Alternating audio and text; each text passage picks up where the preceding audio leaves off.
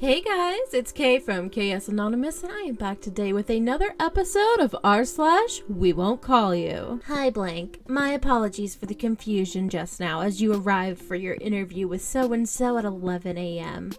I understand you live close, just up the road, and are looking for a job with full-time hours. Unfortunately, we would not consider employing someone in a full-time capacity that arrives to an interview exactly on time. Maybe arriving a little earlier to future job interviews would show the employer that you are keen. Wishing you all the best with your job search. Kind regards. That applicant dodged a bullet if you ask me. Amen to that. Wasn't late? Excellent. Too right. I always plan to be early in case something goes wrong. Worst case, I arrive on time, which is fine. Do you think they'll find fault if the applicant arrived too early? We noticed that you've arrived a little too early, 35 minutes to be exact. This led us to believe that you are too free and don't have other commitments to tend to. We'd like our employees to be more involved in other aspects of their lives outside of work and arrive closer to the appointment time, but not too close. Good luck on your job search. Interviewing is a two-way street after all. The employer failed the interview and just doesn't realize it yet. And I couldn't even tell you how many times the prospective employer has been late for the interview. Almost every time, for sure. I don't know if it's deliberate. Maybe they're testing me to see if I'll wait patiently when inconvenienced or what, but it's irritating. I once waited in the lobby for 20 minutes after the interview was supposed to start. I left an interview that was actually a cattle call. There were multiple interviewers and a huge number of potential hires for teaching jobs. Each candidate was assigned to one of a dozen or so interviewers. The interviewer I was assigned to was out sick, so they just asked us to wait for the other interviewers to be done with their list and then just try to get them to interview us. Sit around for several hours so that I can be the person who maybe gets interviewed by someone who has not only put in a day at work, but has come in the evening and has done not only their assigned list, but now has to take on someone else's list? No thanks. Yeah, I would have walked out. That's ridiculous. At least I ended up getting the job I waited 20 minutes for, and it turned out to be a pretty good job despite the red flag, and it got me front desk experience in the hotel industry. It is super easy to find work for it if you have experience. I don't want to work in another hotel in my life, but I'll always have it to fall back on. A while ago, I applied at a Popeyes, and the interview was an open interview that was scheduled for like the hour before open. I showed up an hour before open, waited the full hour for the manager to show up, and left after that hour. Later that day, the manager called and asked if I wanted to come back because there was traffic, and I told her no. I'm not working somewhere with a manager like that. So as you might have noticed, this particular episode is a bit different. Usually we're hearing it from recruiters with terrible candidates, and this particular post thread was actually about a terrible recruiter, terrible interviewer, and yikes. I'm sorry. You were turned away because you were on time for your interview? I'm sorry. Yes, I believe they absolutely dodged a bullet there. I would be floored if I received that. Excuse me? Whew. Can you imagine if you're that horrible to someone as an employee or a future candidate for an employee, whatever, and you haven't even managed to, get to the part of why they'd actually want to work for you? Oh, God. I'm an SDET / a want to volunteer on Unfortunate Spaceman. Hi, J-Off.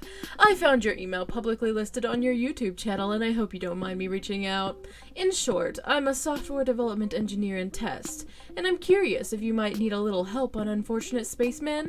I have about 1 month free until I go back to work at Microsoft or Blizzard in January. I'm interviewing for test lead for Fable 4 and SDET at Blizzard on WoW. Probably starting around January 4th, 2021. I was thinking maybe we could make a little contract where I volunteer about 40 to 50 hours worth of work, $3,000 US, testing out your Merry Christmas patch 1.35 or some 1.4 stuff for you. Then in exchange, I get my name added to the credits of your game as test lead. And you promised to get the Moby Games credits section of the game updated so that my name appears in the credits to flesh out my portfolio. As this is a lot of cash, we'd be completing just a very simple contract. I can also test out some stuff already live in the game, and probably find some issues for you there as well. If I land the Blizzard job, I can always help recommend you for a game designer job in California down the road, which could be a nice perk for you as well. So $3,000 worth of value, and my world-class level QA expertise in exchange for like 3 hours worth of your time. So I saw your blog today while I was trying to find your email address, and I saw you wrote about growing up on Warcraft 2, looking at dark, gritty images in the manual. Well, me too. LOL. I've met Chris as well. And about 3 months ago, I've made a post in the US forum saying how I was looking for a game like The Thing, custom map from StarCraft 2 WOL days. And you wrote back to me that custom map was your chief inspiration for Unfortunate Spacemen. It sounds like me and you love the very same games. Haha. So anyways, I've attached my resume containing a link to my blog, as well as a bug I filed as a non-paid volunteer on Diablo 3 Necromancer DLC in the closed beta for that in 2017, so you can see what my style of writing bugs is. To be honest, I think this is a win-win proposition. I'd love to hear your reply. In fact, I'm super excited about the thought of doing business with you. Cheers! Hi, this was not a good email. Zag. Ree, I am genuinely confused by your cryptic reply. Geoff? I sincerely apologize if I caused offense in some way. I am confused by your response. My email meant to say that I absolutely am a big fan of yours and I love your work. I said I've got some free time and I would love to have a small part in such a cool project, one that brings me joy to play and participate in. Given the fact that I am a professional developer and my time and skills are valuable, I thought it would only be fair if you rewarded me with a credit as helping out in test. Maybe you skimmed through my email and didn't understand the dollar figure was an estimation of the value you would be receiving, and that I was attempting to volunteer for 0 salary. No pay, no job references, just a Moby Games credit that I can proudly add it to my portfolio. Aside from my grossly irregular offer to automate testing for your product for 0 compensation, and hand over a custom harness for you to use in the future to boot, an endgame credit is totally normal, and that's how this industry works, Geoff. I thought it was a good email. I see that we have different styles of communication.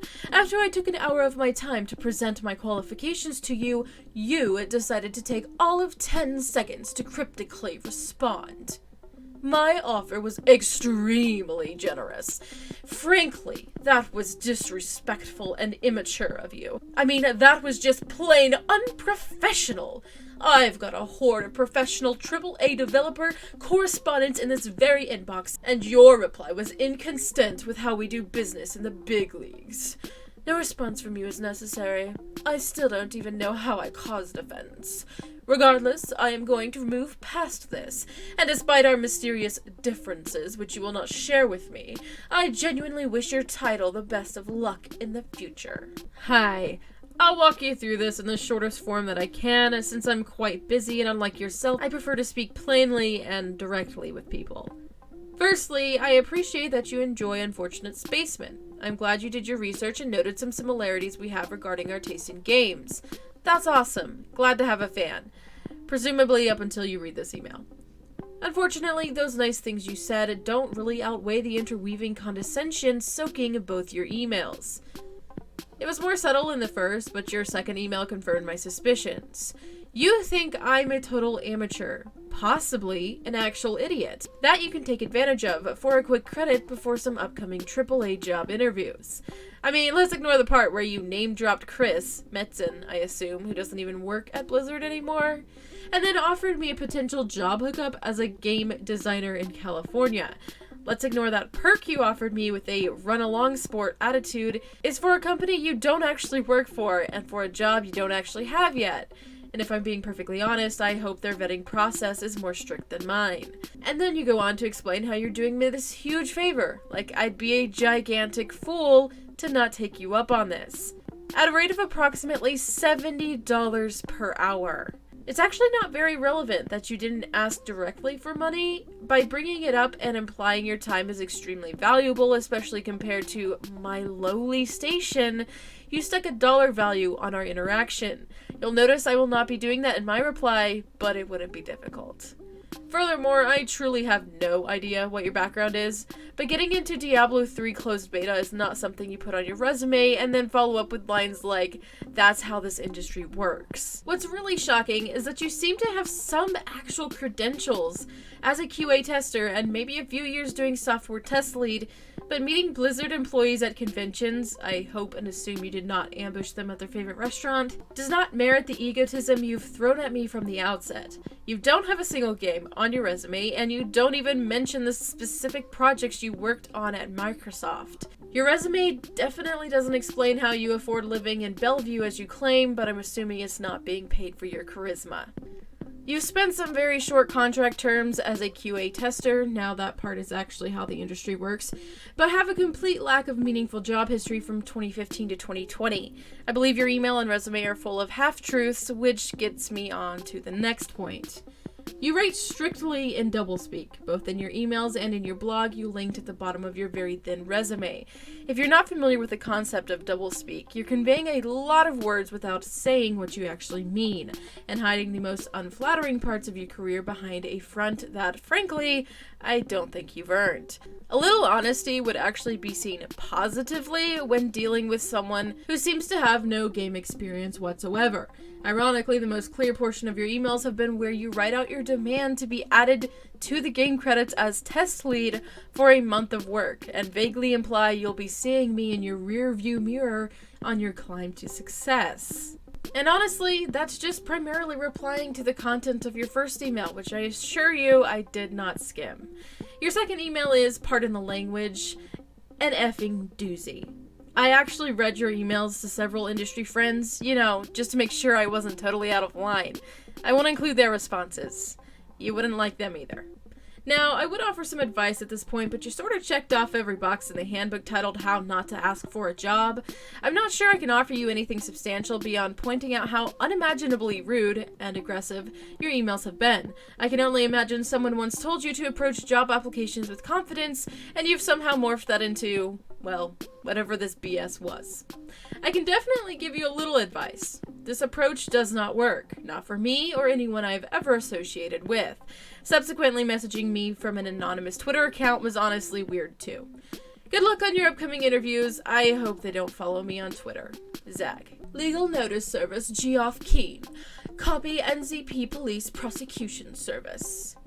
Geoff Keane. Let me address your baseless claims, of which there are so many. Number 1. You state without merit that I am lying about the fact that I live in the city of Bellevue, Washington. If you doubted me, then you could have checked for yourself with a very simple White Pages internet search first. I also have a state-issued ID, utility bills, rental contracts, and voter registration at this address going back many years. These constitute legally admissible evidence and proof of residence in a court of law. Number 2. You state without merit that my resume, which I shared with you, lists 0 games on it. If you doubted me, then you could have checked for yourself with a very simple Moby Games credits search first. I also have my name in the end credits of several games, as well as including pay stubs from these major corporations, including letters of recommendation from various employers and LinkedIn endorsements. These constitute legally admissible evidence in a court of law. Number 3. You state, without merit, that my resume has 0 meaningful job history in it from 2015 to 2020. If you doubted me, then you should have actually read my resume, which would have taken just a few seconds first. Costco, who I subcontracted for, is one of the biggest companies in the world. I have pay stubs, federal tax information, and NDAs which constitute legally admissible evidence in a court of law. Since you want to talk about the importance of honesty, then I will be completely honest with you right here and right now, and you better pay some serious attention to me and the careful way I worded the email above. Instead of showing this letter to your industry friends to further slander and defame me, you need to be showing this letter to a criminal defense lawyer. They will advise you what constitutes a violation of the New Zealand Harassment Act of 1997, 41EA, as well as the New Zealand Harmful Communications Act of 2015, 2B156, in addition to the New Zealand Defamation Act of 1992. The second you publish, by making a single harassing and defamatory tweet about me, which I can counter with said legally admissible evidence in a court of law, I promise you I will lawfully trigger the above 3 mechanisms in good faith, in accordance with New Zealand law. This email serves as final legal notice to you. Additionally, this email serves as a final legal notice to you to never contact me again via this email. I will do the same. Though I am not a qualified legal solicitor, as a layman, I would ask that you reconsider your threats to tweet at my employers and potential employers, your easily disprovable and meritless statements constituting harassment and defamation, which you have stated is meant to deter my future employment and cause emotional injury in your own legally admissible admissions. Regards. In case it's unclear, this post is not about credentials. It has almost nothing to do with credentials. Anyone replying about credentials, yes, including the man himself, is really, frankly, missing the point. Yes, he replied and emailed the cops. I have 2 clarifications. This person's resume did have some games on it, but not since 2014. And not for the role they were applying. Also, he contracted for Costco in the last 5 years. The awful attitude distracted me from these nuances. This man really said.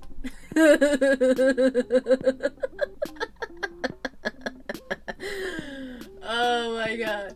This man really said, "You're a big meanie, and I'm gonna call the police on you."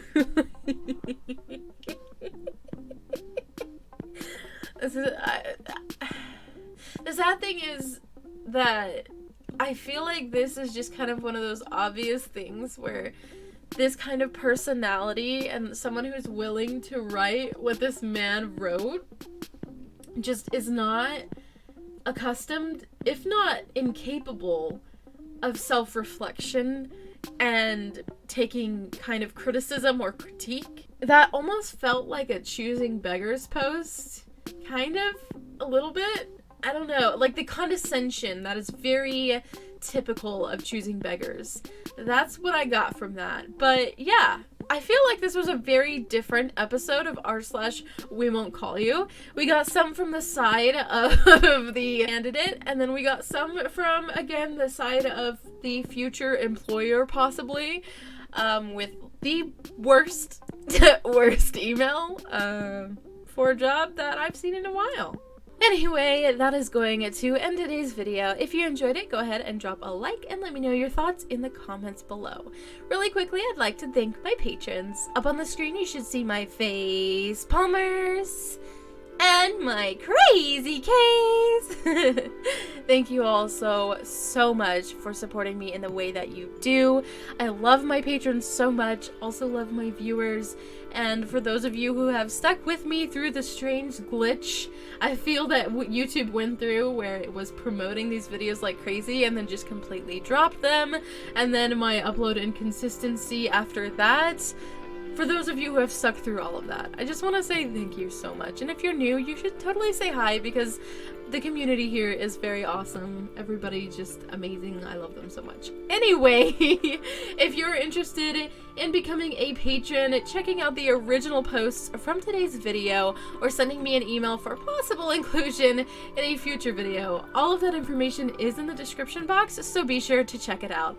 And I'll talk to you in my next video. Bye!